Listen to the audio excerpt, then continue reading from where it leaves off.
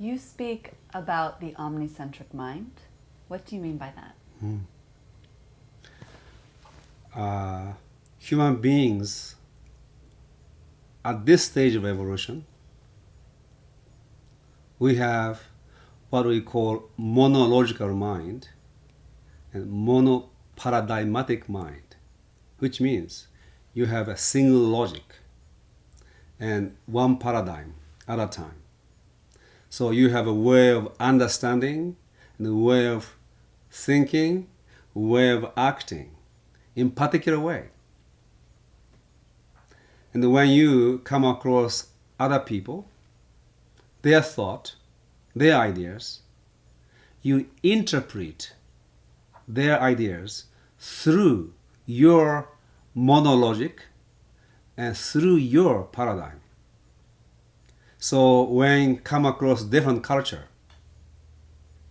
in a different language, language itself is a paradigm, you interpret not in terms of them, but in terms of you.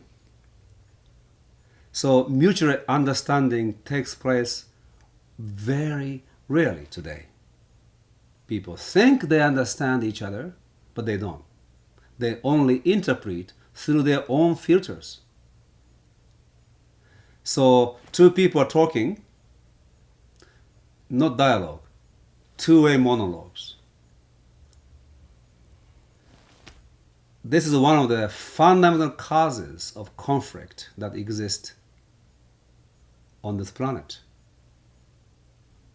Christians do not understand Muslims. Muslims don't understand Christians. Neither one of them understand Jews. Jews have no idea what Buddhists are talking about. And Buddhists think they understand Hindus, but in fact they don't.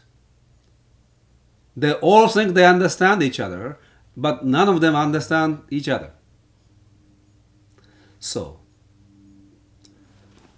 one of the ways to transcend this, and it is the next stage of human evolution, you can say. All the paradigms that we have, we hold, is created on the basis of set of assumptions. And then monological construction out of those assumptions. That's a paradigm. And people are in the paradigm, therefore they don't see. And as you know, in my course, people spend 3 years to systematically examine all the assumptions that they hold. So you begin to have a distance from your own paradigm and begin to see what kind of assumptions you have. Once you see assumptions as assumptions and paradigms as paradigms, you begin to become free from your attachment to the truth of those assumptions and paradigms.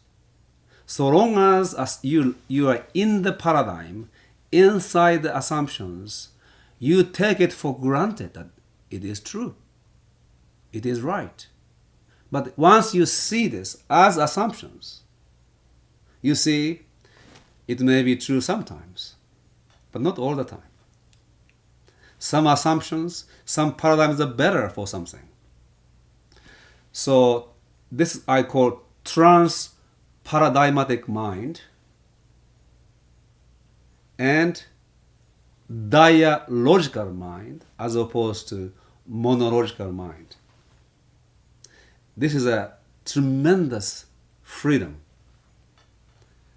mental and spiritual freedom.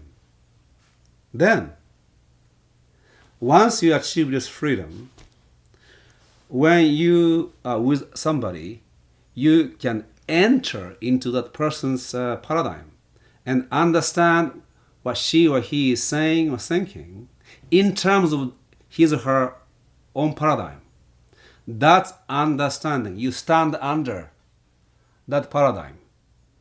Mutual understanding becomes possible when people are trans-paradigmatic, dialogical, and understand, stand under, or enter into other people's paradigms and understand in terms of them.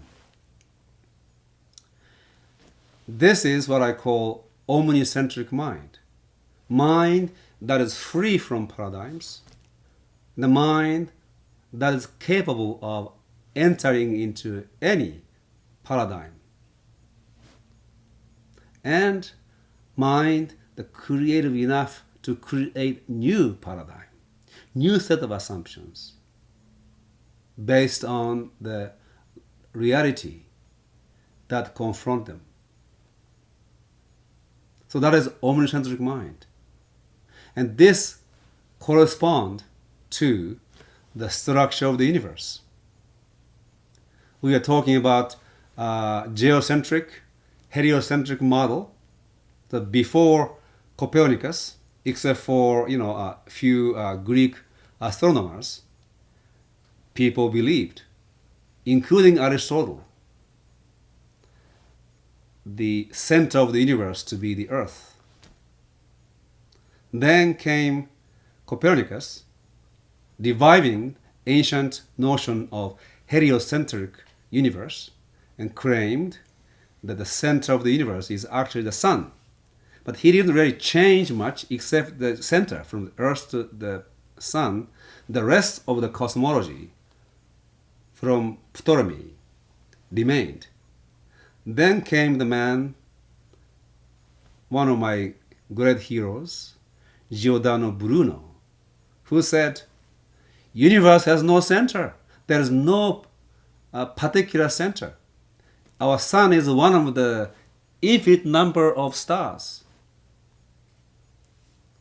So this universe is acentric. Or you can say the universe is omnicentric. Every point in the universe is the center. This omnicentric mind actually reflects that structure. This is very important because people think in terms of centers. And when you have an organization, you have an external authority as a center, priest, guru, president, whatever, and we form our organization like an organism in which there is only one center. Then in the future, we want to create a society that is omnicentric. Each one is a center. There is no privileged center in the organization of society. So omnicentric mind, omnicentric universe, and omnicentric world. There are three aspects of the same omnicentricity, which I am committed seeing happen in this world.